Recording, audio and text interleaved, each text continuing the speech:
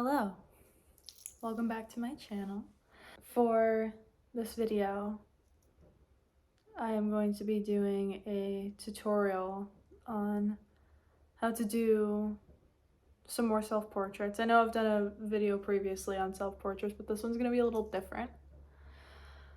For the entire month of October, I've been doing Phototober, which is kind of like Inktober except with photos. Yeah. And for today's prompt, I didn't actually choose like a pre-written list. I just made a list of my own things that remind me of like October and Halloween and stuff. But for this prompt for tonight, I'm doing tarot cards. So I'm using a tarot deck that my husband bought me. This is actually mine. I don't remember where he got it, but it's this one.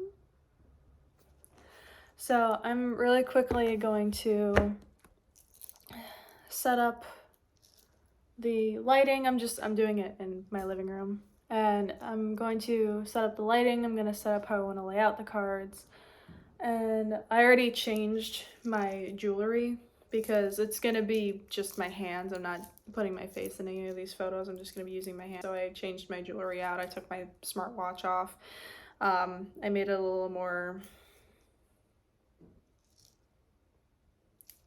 yeah. So I'm gonna put things together really quickly and see how they look, and we're gonna get rocking and rolling. So previously to setting up the shoot, I actually went onto Pinterest and I made a inspiration mood board type thing. So I went through and I searched up different photo shoots that had different layouts for different tarot card setups. And I picked out a few of them, and then I chose a select few, more like this one, that were more simple and just showed the cards in the hands. And I went with more of a feeling of those kinds of images.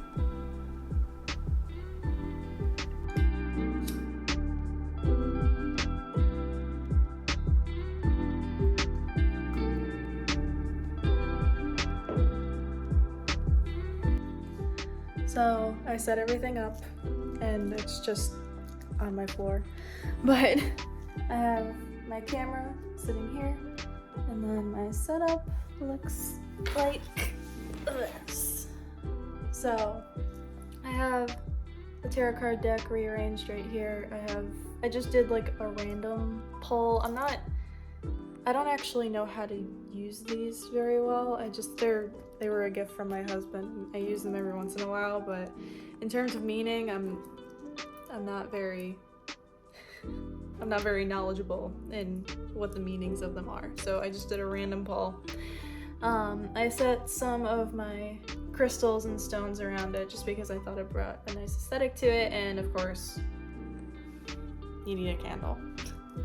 So I'm going to switch over because I use my phone as my trigger when I'm doing self-portraits. So looks like something's right there. Oh, that's creepy. So I am going to switch over to my trigger on my phone, and we will get to it. So I have a Canon 60 Mark II, so my camera actually has a Wi-Fi setting on it which can connect to the Canon Connect app, so I can use this app as the trigger on my phone to take some of the images. So it switches your camera into live view, and you can change your shutter, your f-stop, and your ISO all from inside the app, and it will take the images for you by hitting the little white dot on the right. I also really like that it has the option to show you the images that you take previously. Like before you see them on your camera, you can see them in the app by looking at the selection in the bottom right. So that's really helpful. I tried some different positions with the cards in my hands just to give it a little more of an interactive feel, have it have a little more of a human touch. And I ended up switching the display of the camera a few times just to make sure that I got different angles that I wanted.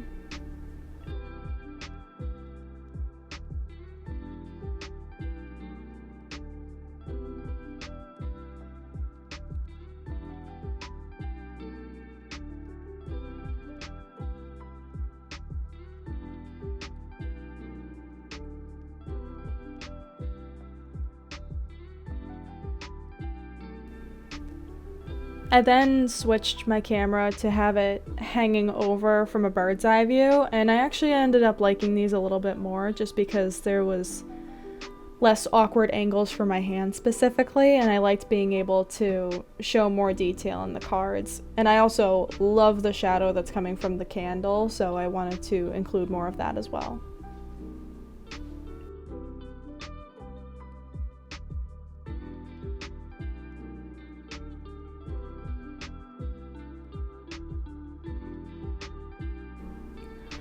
I always bring my photos into Lightroom Classic just because I have more of my presets saved on there, and I feel like it's a little bit more user-friendly, at least in my opinion.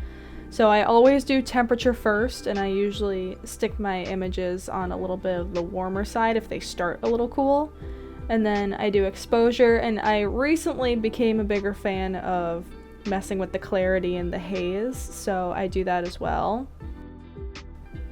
I learned this trick in the histogram to kind of make the line into an S-type curve because it pumps the highlights a little bit and it also crushes the blacks and the shadows, which, as you can see, I'm messing with in the settings right there just because I really like my shadows. I kind of have an unconventional way about, like, testing the colors in the images. I will just slide the colors back and forth frantically just to see what colors are in there to see where they end up. And then I will mess with the colors and change them in there based on what I can see. And then I'll do the saturation to see which ones I want to be a little bit more vibrant, a little brighter, and things like that. And if I don't see the colors there at all, I don't even touch the saturation or the luminance sliders, which is why you can see I'm messing with all of them because I need to see where they are. And then I do the same for the luminance to see where all of the colors lie.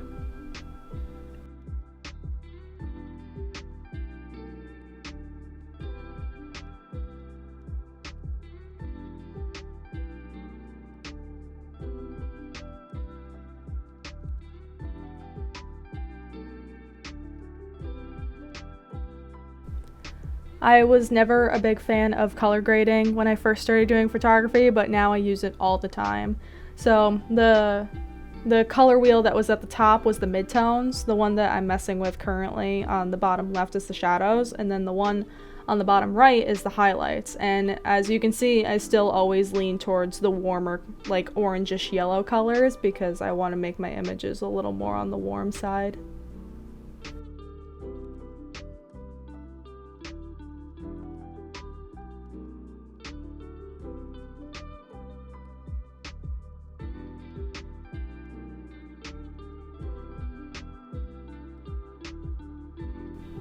If I feel like the images that I will be editing later on in this set will be similar in color and similar in light, I will copy and paste the settings from the first image and put it into all of them. And I'll do some fine tuning here and there just in case I want to fix some things and like some light touches, but I can also just crop as I need to without having to worry about anything missing from the images because all of the settings that I used in the first image are copied and pasted into all of the next ones.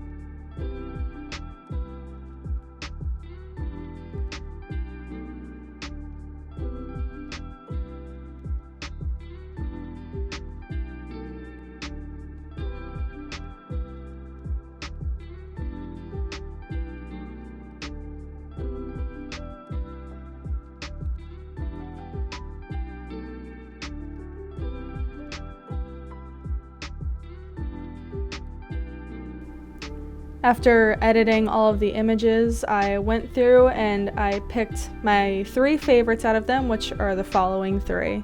Thank you so much for sitting with me through this tutorial, and I will see you in the next video. Bye!